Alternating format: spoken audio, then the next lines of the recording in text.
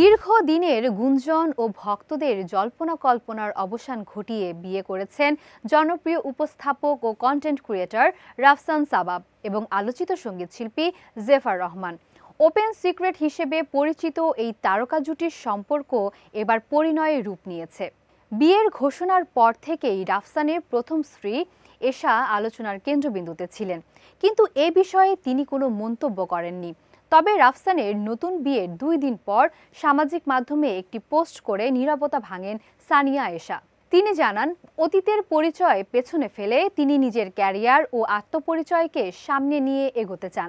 তিনি আরও বলেন, জীবনের এই পর্যায়ে আর কোনো ব্যক্তিগত বিষয়ে হস্তক্ষেপ করতে বা অন্য কারো জীবন নিয়ে ভাবতে তার আগ্রহ নেই।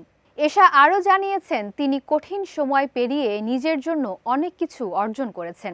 এই যাত্রা পথে কাছের মানুষদের পাশাপাশি অচেনা অনেক মানুষের ভালোবাসা ও সমর্থন তাকে অনুপ্রাণিত করেছে। তিনি সকল শুভেচ্ছাদাতার প্রতি কৃতজ্ঞতা প্রকাশ করেছেন। বর্তমানে তার সম্পূর্ণ মনোযোগ তার নিজস্ব জীবন ও ক্যারিয়ারের দিকে। তিনি চান তার পরিচয় হোক শুধুমাত্র ডক্টর এশা নামে, যা অতীতকে পেছনে রেখে নতুন অধ্যায় শুরু করতে সাহায্য করবে। 2020 সালের অক্টোবর মাসে রাফসানের সঙ্গে বিবাহ বন্ধনে আবদ্ধ হন এশা। তবে 2023 সালের শেষের দিকে তারা বিবাহ বিচ্ছেদের ঘোষণা দেন।